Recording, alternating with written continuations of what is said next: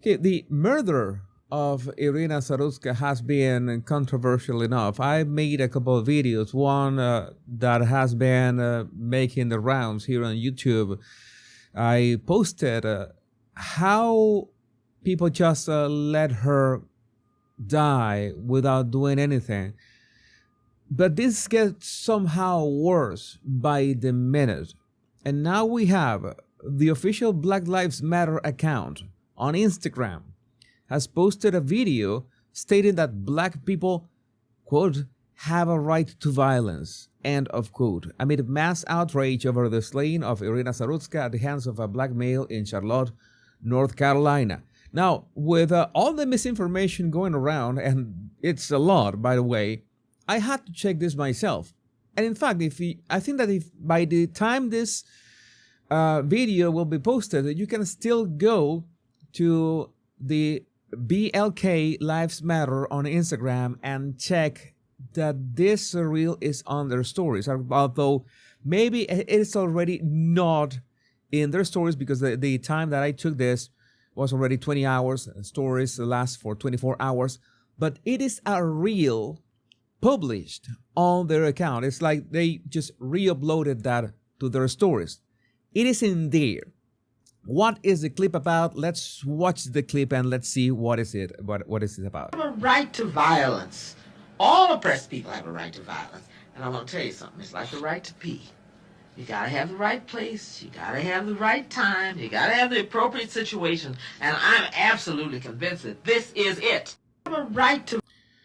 Okay, just in case to avoid any confusions, the montage or the combination of the image of the monster who killed Irina and the reel on Black Lives Matter Instagram was made by a right-angle news network. It was not made by Black Lives Matter, but at the same time, it is obvious that they are making this reel in response of the outrage of people saying that, yeah, there is a huge problem in the United States, and this needs to be addressed. Now, you might be asking at the same time, is this taken out of context? Because that is important. So many stuff nowadays is taken out of context, and it's our duty, or my duty in this case, to make sure that, to pinpoint the origin of these clips. And the origin of this clip was from a 1983 fiction movie called Born in Fire, something like that. But it's from a fiction movie in which these people have this uprising in this utopia, socialist utopia. So it's from a fictional movie. But even so, you might be asking, why is she like wearing like an Arab scarf? Don't ask questions. That is like that's the combination of I don't know, Black Lives Matter stuff and, you know, Black justice stuff and Palestinian stuff. There's a pastiche of a lot of themes. But the thing is that they made sure to look for the clip that was the most outrageous possible. Literally saying, we have a right to violence, and it's all oppressed people have a right to violence. Again, this could apply as blacks see themselves that they need reparations, that they are oppressed. We could say Latinos are oppressed as well. Maybe we have a right to violence as well. Maybe if we got the guns, but we don't have them. Maybe she is referring to Palestinian people. I don't know. So many ways to interpret this. And that's why I tell you that most of the time this is just propaganda. This is basically rage baiting.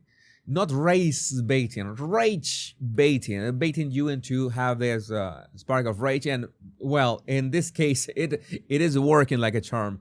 All oppressed people have a right to violence. And I'm going to tell you something. It's like the right to pee. No, you don't have the right to pee. Pee is a necessity, a physical necessity. Have you heard or read about Maslow's pyramid of needs, necessities? You know, physical necessity. I need to pee. It's not a right to. You most likely will pee on yourself if it comes to it. So it's like the right to pee. Again, it's a silly take. You know that these people want to like wrap you with this mumbo jumbo, with this cheap philosophy, and it doesn't. The guy is like looking at her. Oh yeah, it's like the right to pee. You're so right. You gotta have the right place. You gotta have the right time. You gotta have the appropriate situation. And I'm absolutely convinced that this is it. So this is the problem. So on one hand, I see so many people on both sides of the aisle, not only Democrats versus Republicans, not only blacks versus whites, saying that this is not about the race, that this is about crime itself, or this is about mental health in the worst of cases. But this could be essentially about crime. But the problem is that in the United States, there's a two-tier justice system, which is pretty much separated by color. So you might say that it's a crime issue, but at the end of the day, very deep, it is still a race issue. Because you are letting people of, let's say, a certain skin color get away with it way too many times. And when you look at the statistics, and you can cry all that you want, but the statistics are there, you cannot deny reality. The Americans needed to have that conversation. What is going on? And on the other hand, Democrats are saying what we have been saying for so long: make asylums great again. Because now the defense of this monster is that he's schizophrenic. All right, so if he's schizophrenic, and that's why he murdered Irina, then why wasn't he at an asylum? Why was he free on the streets? And don't get me started. I should make a video about the judge who let him free last time, who at the same time was this great conflict of interest, because she was the one in charge of the institution who was like the assessing his mental health. You know, it's like you get paid and charged. You know how they say it's all in the family. So I guess they are doubling down on this. And I see extremely racist takes on YouTube from black YouTubers. There's one clip of a black YouTuber. I am not going to post him. I am not going to amplify his platform. But he basically saying that he has spoken to hundreds of black dudes, and 99% of them have absolutely no regrets and have absolutely nothing to say and couldn't care less about the murder of Irina Saruska. So, and he says that with a laugh, laughing and even proud of it, of him saying that. So it's just disgusting the way some people are dealing with that. But having said that, I want to reiterate and remember the words of Scott Adams that said yesterday. He said some words that are really interesting.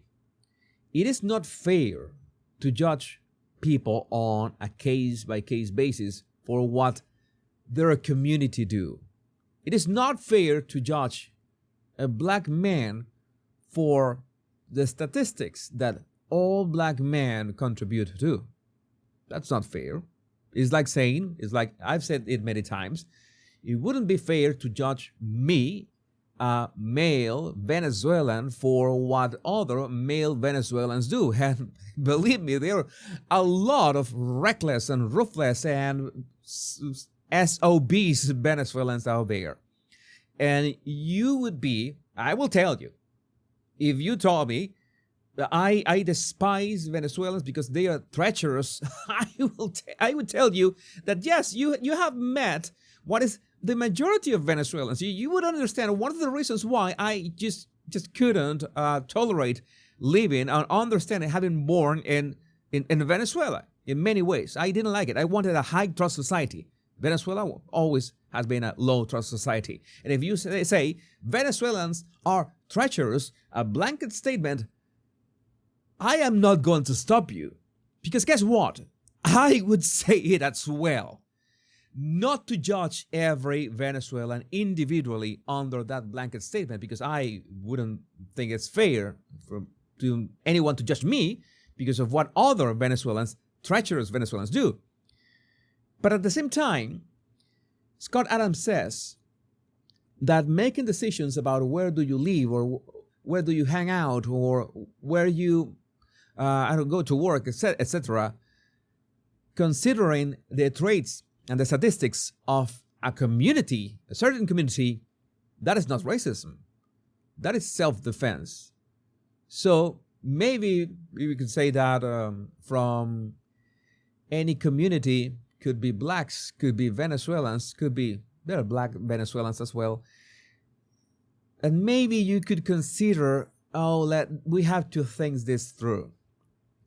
I know so many black people who are amazing. I know so many Venezuelans who are amazing. But the fact is that statistics don't lie. And they're there for a reason. And some people are trying to sweep them under the rug. But again, I would like to know what you think about this in the comments. My name is Jesus Enrique Rosas. I'm the Bad Language Guy. Much love and bliss.